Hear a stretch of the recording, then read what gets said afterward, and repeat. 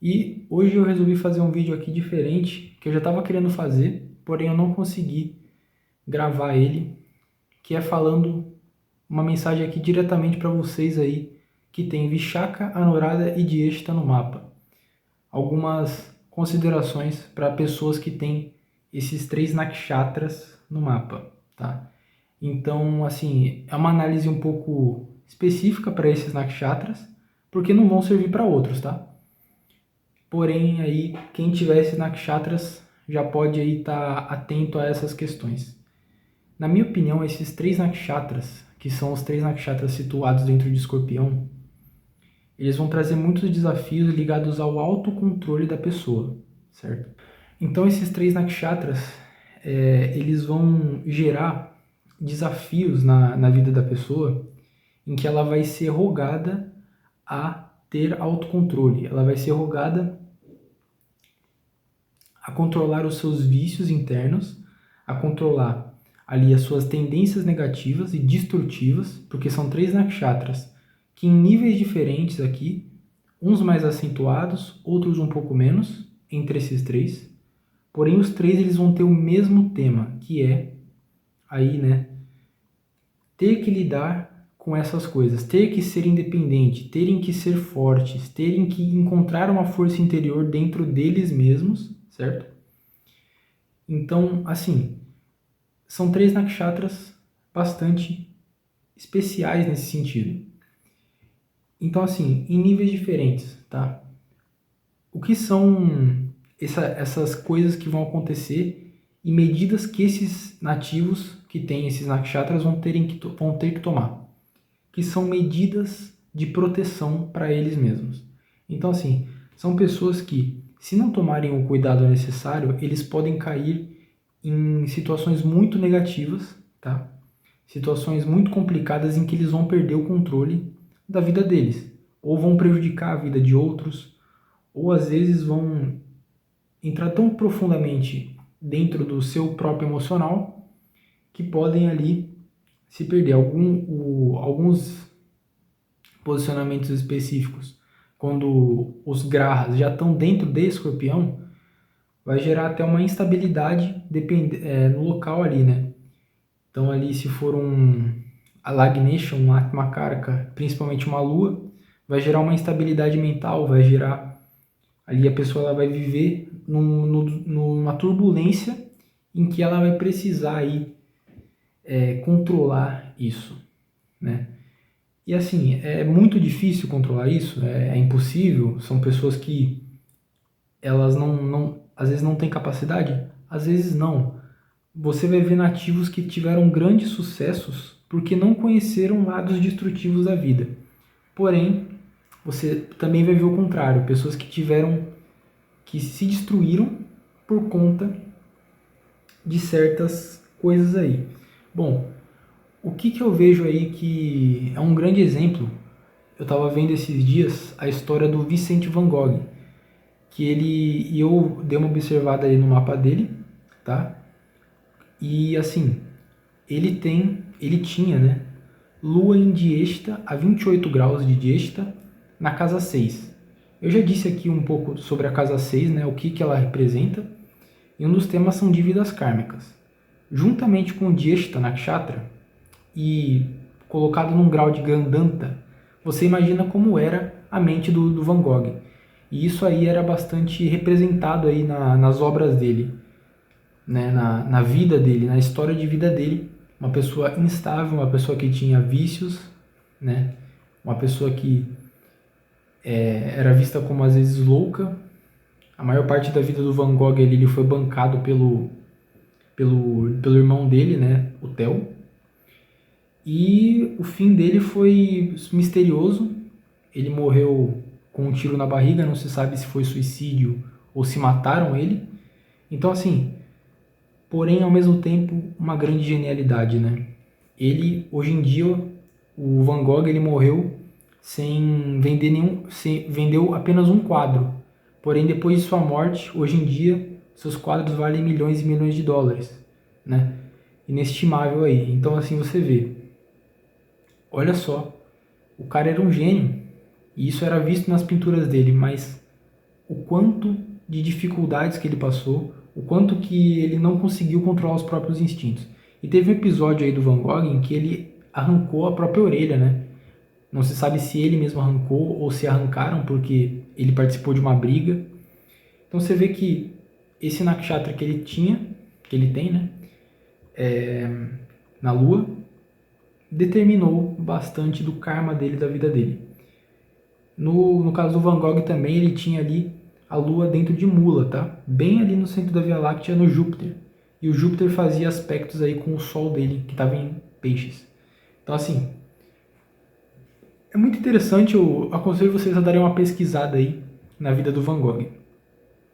Outra pessoa aqui é um exemplo bom, né? Que também tem esses nakshatras, também Jyeshta, a Lua em Jyeshta, o Albert Einstein.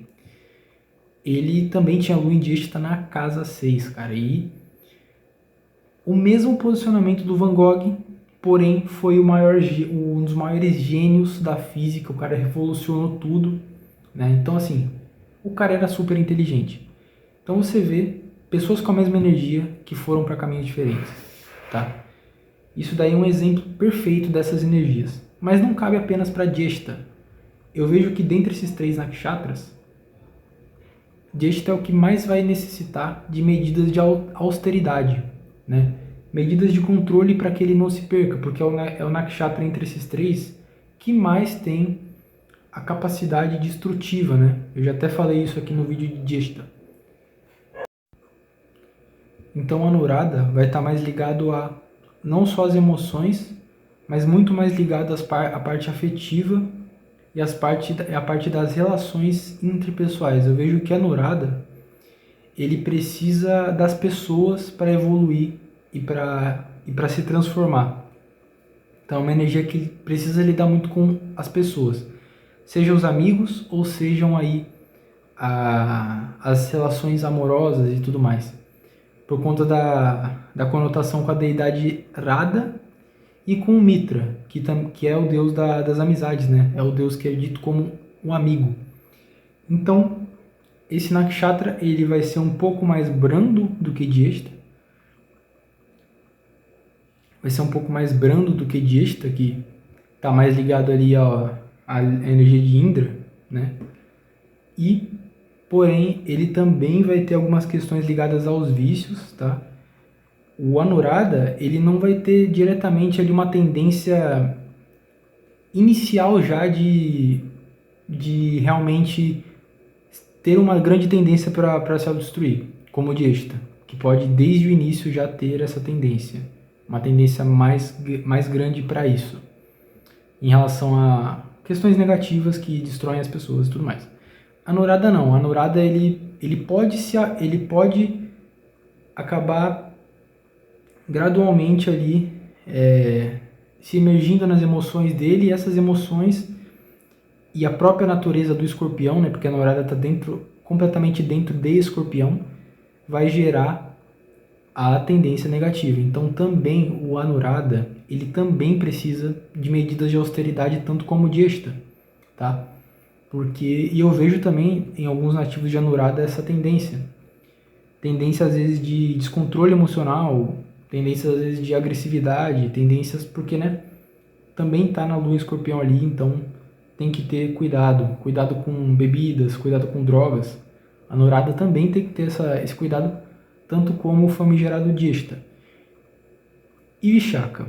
Vishaka, dentre esses 3, é o menos. É o que menos ali talvez vai ter uma tendência.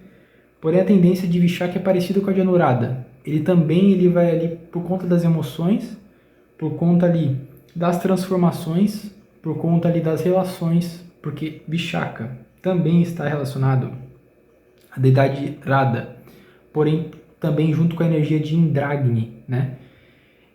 E Vishaka vai estar muito ligado aí a fazer algo florescer, e é muito focado, né? É uma energia muito focada.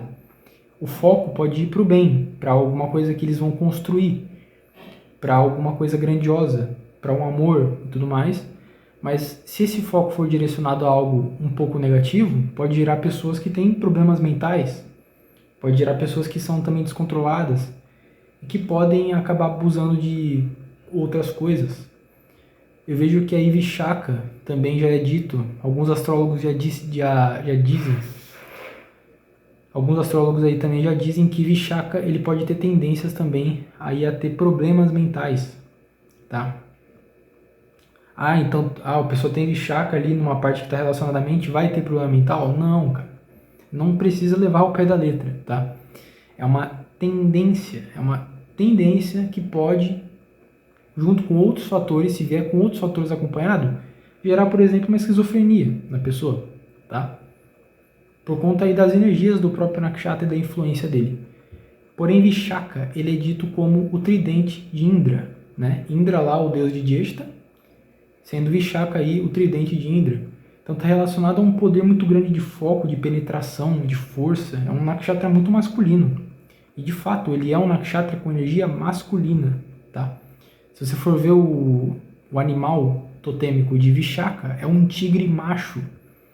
É um animal territorialista. É um animal que ele sonda a selva ali e é muito solitário. É muito focado ali nas coisas. Então, Vishaka é uma energia muito poderosa, e quando a energia é muito poderosa, o que ela vem junto? Vem com essas questões e esses desafios.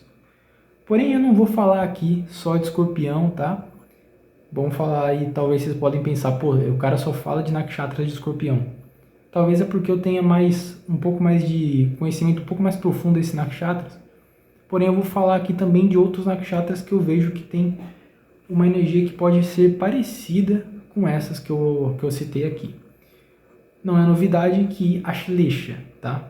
A Shlesha é uma nakshatra aí que ela vai estar ligada à intoxicação, vai estar ligada a cobras, está ligada ao deus das cobras na astrologia védica. Eu também já falei de Shlesha aqui no canal.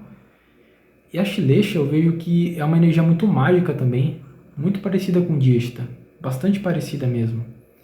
Porém, a Shlesha ele está ali sobre a égide de Câncer, né? Então, é uma energia que, assim, é diferente de Escorpião, né? É uma energia mais emocional, uma energia mais introspectiva, uma energia mais tímida, mas também muito intuitivo. Aqui são criados muitos intuitivos, muitos mágicos, muitas pessoas que têm a espiritualidade muito aflorada aí, né? Em Ashlesha. E também, Ashlesha, como eu disse, ele está ligado à intoxicação, também está relacionado a drogas e essa parte ilícita da vida. É frequente ver Vishaka aí, pessoas de Vishaka, Ashlesha. Pessoas de Ashlesha envolvidas no mundo do crime, envolvidas em questões ilegais aí, porque é uma nakshatra que tem esse pezinho ali, se não cuidar. Então também precisa de medidas de austeridade, não é só o escorpião que precisa. A Shlesha também vai precisar, tá? De medidas de austeridade. Também é uma nakshatra muito poderosa, tá? Outro nakshatra aqui, esse aqui é um pouco mais brando, tá? É Ardra, né? Que é dito aí como a estrela da tristeza, né? Também já falei de Ardra aqui no canal. Tem uma questão kármica ligada ao deus Rudra, Shiva, que é essa energia de destruição. Mas aqui, o Ardra, ele só precisa ter cuidado para... É que assim, essa energia de Ardra eu vejo que ela é muito instável. É uma das energias mais instáveis de todos os nakshatras que eu falei até aqui. E assim, incluindo os de Escorpião e a Shlesha, tá? Ardra vai estar ligada aí tá em Gêmeos. Gêmeos é bastante instável, é um signo dual. Então assim, são pessoas que elas mesmo às vezes não sabem o que elas são. Às vezes elas ficam muito indecisas, perdidas. E junto com essa energia destrutiva de Rudra, pode gerar pessoas aí que fazem besteiras, né? Cometem erros, cometem equívocos e continuam aí fazendo besteiras e tudo mais. Também é uma energia muito destrutiva. Então, tudo que o deus Rudra toca, ele destrói. Esse é o poder desse nakshatra, dessa deidade, dessa energia. Então, a energia dele é transformação. É destruir para construir algo novo. Então, numa sociedade em que a gente precisa construir as coisas para que elas permaneçam, a energia de Vishnu, a Ardra vem como um pária, né? Porque ele é uma energia que destrói. Então é bastante interessante. Porém, uma energia aí que eu já disse, pessoas extremamente inteligentes, também é uma nakshatra poderosa, tá? Pessoas extremamente científicas, muito inteligentes e políticas também. Então, Ardra aí, bastante interessante, mas também vai precisar de medidas de austeridade, como a Ashlesha e os de Escorpião. E é isso, pessoal. Esse foi o vídeo. Eu tô aqui em outro dia porque aquele dia da gravação do vídeo eu fui interrompido, tá? Porém, são essas nakshatras que eu queria fazer algumas observações aqui. Algumas eu já falei muitas vezes aqui no canal, mas acho que todas as observações são bastante pertinentes. Eu queria ter falado sobre mais nakshatras naquele dia, mas, bom, eu acabei sendo interrompido e acabou que eu não consegui completar o raciocínio daquele dia. Fazem já alguns dias já, desde aquele do vídeo da gravação. Mas é isso aí. Espero que vocês tenham tirado alguma coisa proveitosa deste vídeo. E até a próxima.